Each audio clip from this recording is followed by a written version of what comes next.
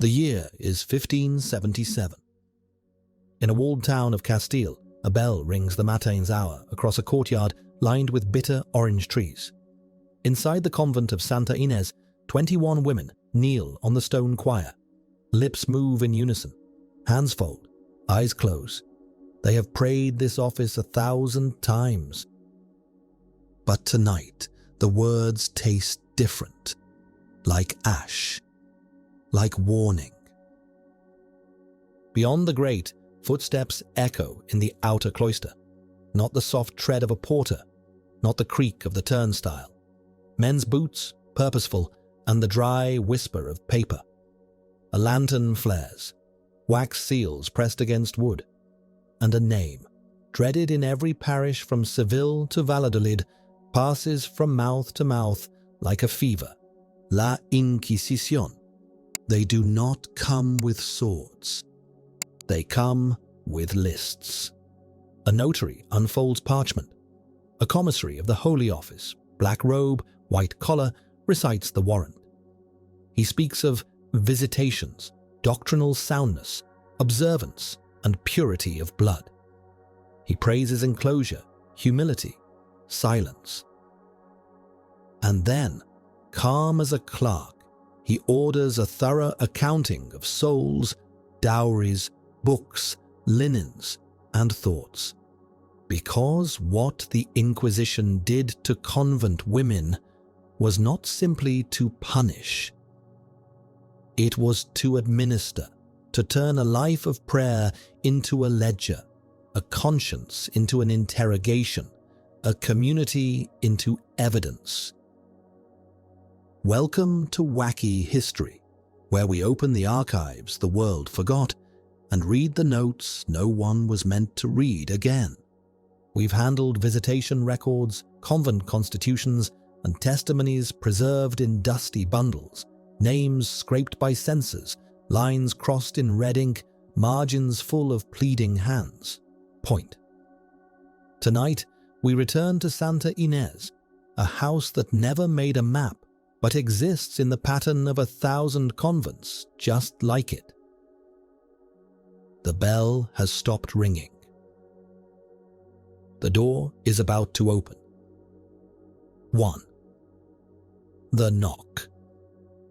Mother Inés, the abbess for 12 years, rises with the courtesy taught to women who manage households without ever owning them. She kisses the seal. She admits the men. She knows the rules: hospitality, obedience, cooperation. The commissary speaks softly.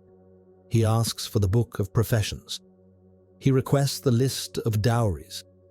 He wants the catalogue of the convent library, especially mystical treatises in the vernacular, letters of direction, notes on visions. The scribe scratches. Quills drink ink. They begin with inventory. The Holy Office always begins with inventory. How many veils and of what cloth? How many chalices and who gifted them? How many novices and of which families? How many confessors attend this house and what are their names? What is read aloud in the refectory? Who sleeps where? Who speaks when? Then the questions turn inward. Has anyone claimed visions? Has anyone questioned a confessor? Has anyone read forbidden books? Has anyone whispered that grace arrives without sacraments, that fasting is needless, that God speaks privately and excuses disobedience? A tremor passes through the choir, not because the sisters believe they are heretics, because they understand the trap. Silence can be guilt. Speech can be scandal. Resist, and you are stubborn. Confess, and you are suspect. Weigh your words. They may be read back to you years from now by a man who was not in the room. The commissary requests individual examinations. He will see each sister alone, behind a screen. The abbess protests, gently, that the constitutions forbid private colloquy with men. He recites a clause, except by order of the Holy Office. The screen is placed. A chair is set. The door closes. The first sister enters. Second, the questions. Sister Teresa is 20. Her hands still remember her father's vineyard. She has written nothing, read little, and dreams in psalms. The commissary asks if anyone has spoken to her of alumbramiento, that glowing word for inner light, used by those the Holy Office calls alumbrados, point. She says no. He asks again, different words. He asks what she feels at prayer.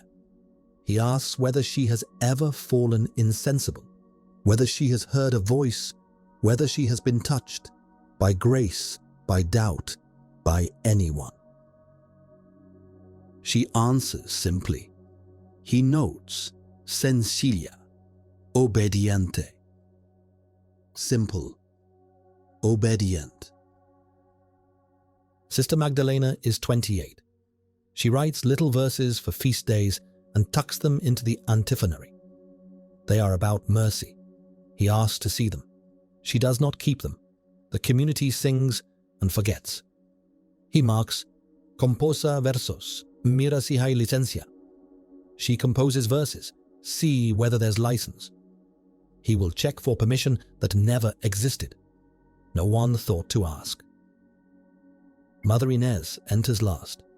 He thanks her for cooperation. He asks about accounts. He asks about a confessor known to hold long audiences with favored souls. He asks about a noble widow who brought a large dowry and a restless zeal. The abbess chooses each word as if carrying glass. She describes fasts kept and broken, letters read and burned, the times Sister Beatrice fainted and said she saw a light and a garden. She says the confessor dismissed it. He nods. He asks whether the light returned. She does not know. He writes anyway. He never raises his voice. He never touches anyone. He will not need to. The instrument here is not the rack. It is the rule book. Third, remedies. The visitation ends with injunctions, a list of remedies to secure the house. Enclosure tightened. No sister may speak to kin except through the grill under supervision at set hours, with a chaperone present. Books purged. Any volume without license, vernacular mystics, meditations copied by hand, songs not in the office, is removed to the porter's lodge for judgment. Point. Marginal notes are suspect. Confessors replaced. The gentle friar who knew their stories is transferred. A sterner man arrives with a handbook and a clock. Confession times are shortened. Questions are made standard and sharper. Silence observed. Conversations outside recreation are curtailed. The custom of spiritual counsel between elder and novice is prohibited unless in writing and reviewed. Penances formalized. Faults once corrected by a glance become entries in a book, extra fuss, linen cords beneath wool, kneeling on stone for the length of a psalm. Economy audited. Every stitch is listed, every candle counted, every dowry clarified to ensure no portion is misapplied. A portion is reserved to pay the cost of the visitation itself. No whips crack, no torches flare.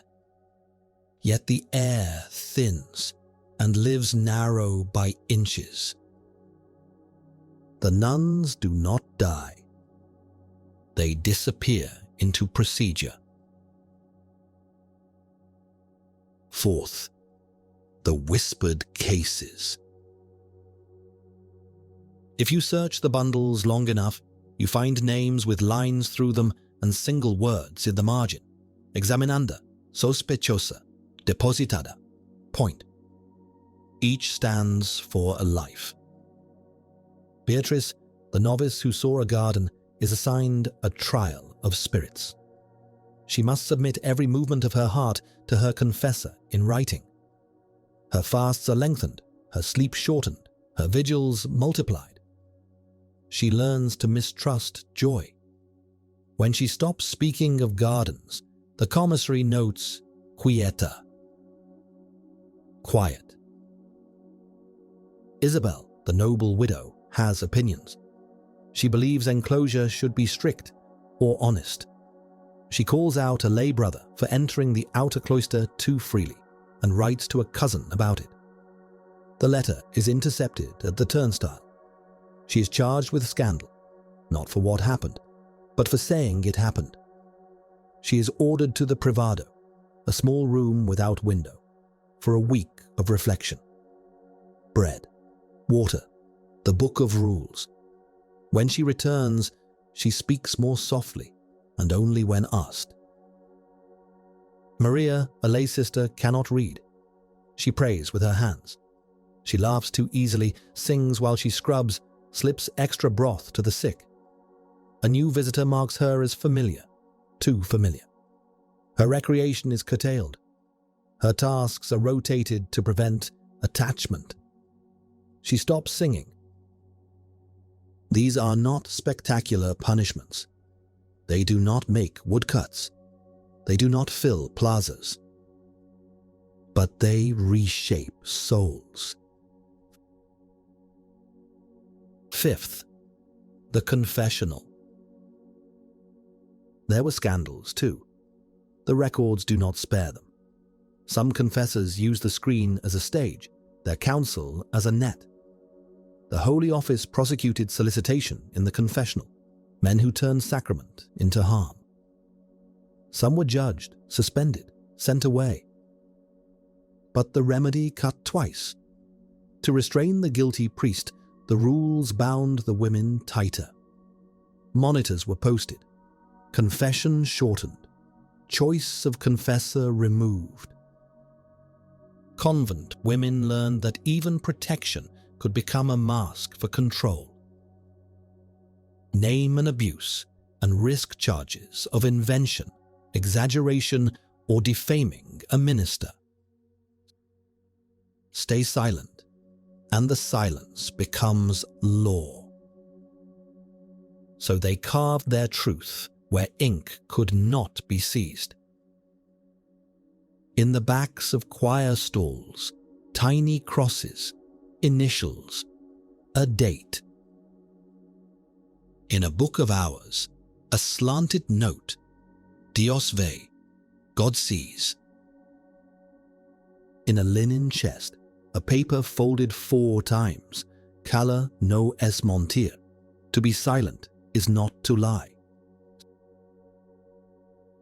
6. Paper saints, paper chains. The Holy Office loved order. It created houses of recogimiento, gathering houses where unruly women might be reformed. Some were pious shelters. Others were carceral convents, doors that opened one way. A visitation could end with transfer. A sister who did not profit by counsel moved to a stricter house, separated from friends, stripped of duties, her veil renewed as if a second profession erased the first. Dowries moved with them, or didn't. Ledgers argue in neat columns, while letters fray with pleas. A portion to help a sick mother. Permission to send alms to a brother shipped to the Indies. A request for an old book returned, so a girl can read what her aunt copied in happier days. Sometimes the answer is no. Sometimes there is no answer at all. Quiet. If you want to understand power, watch what it does to paperwork. It canonizes virtue on one page and itemizes it on the next. It measures obedience in coin and candles. It calls the cost of inspection a remedy. 7. Sisters beyond Spain. The pattern traveled. Across the Atlantic, houses in New Spain and Peru faced visitations and reform, a colonial echo of Castile's caution. In Mexico, brilliant women learned which subjects burned the fingers: philosophy, poetry, the public mind. They were told to choose humility over intellect, silence over print. Some obeyed and lived long. Others obeyed and broke anyway. A few wrote farewell lines that read like last wills of the mind, then fell quiet, their pens folded into linen with the rest of their lives. The lesson was simple and everywhere. Obedience must be visible. Thought must be permissioned. The mind, if it is bright, must shine behind a grate. 8th, the room without a name. Years after Santa Inés's visitation, masons repairing a damp wall behind the choir found a hollow. Inside, a small space with soot on the ceiling and wax on the floor. No altar, no statue, a bench, a board blackened by smoke. On the board, faint lines scratched by something dull. La luz en la noche. Perseverar. Ora pro nobis. It was not a secret chapel in the romantic sense. It was a spare room, a pressure valve for souls. Perhaps two sisters sat there after Compline and remembered things safe to remember: a mother's kitchen, a threshing floor at harvest, the way oranges smell in Easter light, point. Memory turns sacrament when printed ones are rationed. We do not know their names. The Holy Office was careful with names. 9. A house learns to breathe small. Life did not stop at Santa Inés. It tightened, and then, slowly, it learned to breathe small. The bell rang. The psalms rose. The baker kneaded. The infirmarian boiled herbs. The porter spun the turnstile and took in eggs, thread, oranges, notes. New novices arrived with new dowries and new intentions, some to hide, some to heal, some to burn steadily out of the world. The abbess learned to read inspectors the way sailors read weather, when to lower her voice, when to raise it, when to offer the rule book, when to offer tea. Not all visitors were cruel. Some wanted order, not spectacle. You can hear it in margins. La madre es prudente. The mother is prudent. No se halló malicia. Malice was not found. Even so, prudence is a cost. It eats color. It shortens sentences. It folds songs into humming. The house survived, but survival is not the story the rulebook tells. 10th, the long ledger. Decades later, a clerk copied the final line of Santa Inés's visitation into a large book. Queden en paz. Let them be in peace. Then he turned the page and began another house. Power loves the next page. It is forever convinced that one more rule will fix the defect in the last. That one more inspection will refine what inspection broke. That tighter enclosure will secure the grace that tightness keeps from breathing. But there is something power cannot catalogue. The blessing exchanged in the linen room. The kindness slipped through the turnstile. The psalm hummed while scrubbing a table. The memory of oranges in spring. Not even the best quill can seize what a woman carries when she closes her eyes and remembers. 11. 3 portraits the ledger missed. Measured pacing, paint them clearly. 1. The letter never sent. A novice writes a letter to her sister in the world. She does not complain. She copies a verse and a recipe and a childhood joke. She folds it small and waits 3 weeks for a chance to pass it through the turnstile. The porter, afraid, burns it. In the margin of a visitation years later, a visitor notes, "The novices are content." Nothing about a joke that never made it home. 2. The confessor who learned to listen. A replacement arrived by order, mechanical, severe. He asked standard questions and received standard answers, empty. Then he made a mistake. He stayed after Compline to mend a stool. He heard the sisters sing in the dark, tender, off-key, brave. Something broke in him. He lengthened absolution by exactly 1 breath and left the door ajar exactly 1 inch. A generation of women found air in that inch. No ledger records the inch. 3. The last profession.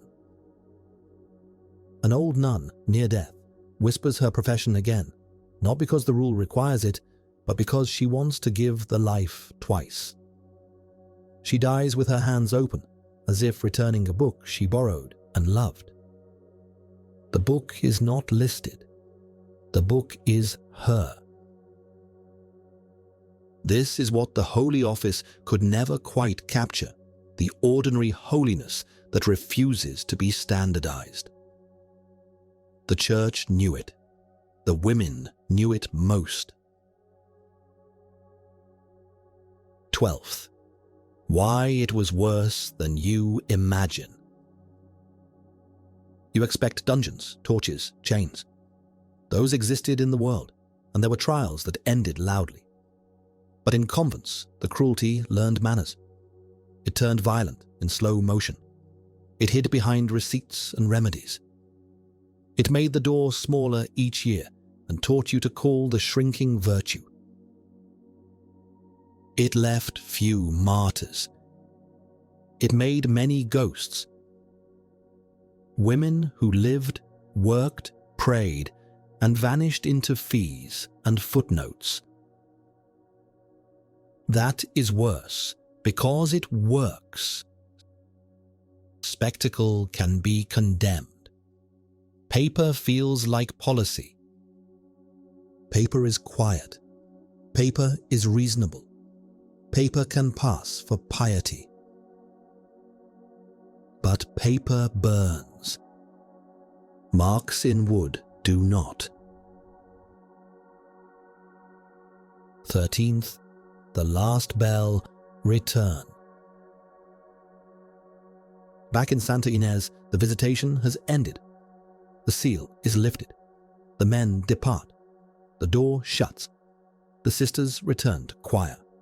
They sing the antiphon they are told to sing. They pause in the rest they are allowed. Life contracts around the new injunctions. That night, 2 sisters meet by the damp wall and sit in the space behind it. They do not speak of visions. They do not speak of politics. They do not speak at all. One traces a small cross on the blackened board with the stub of a candle. The other whispers a psalm her grandmother taught her in a kitchen no rule book ever saw. light in the night. Persevere. Pray for us. Long beat, let it breathe. 14. What we carry out. What the Inquisition did to convent women was worse than you imagine because it normalized erasure. It turned vigilance into surveillance, counsel into command, obedience into the air you breathe. It taught houses to live within smaller and smaller circles. And still, women left signs in places the office never thought to look. A board blackened by smoke. A bird scratched in a corner. A note folded into linen. God sees. 3 words on a hidden wall. Light in the night.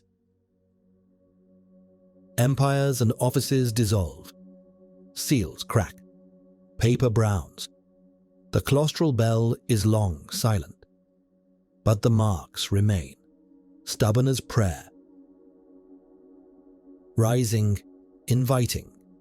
If you want more of these buried truths, stories that lived in margins and made it through anyway, stay with us. We don't chase rumors. We follow the paper trail, the margins, and the stubborn light that survives between the lines. This is Wacky History. Thank you for remembering with us.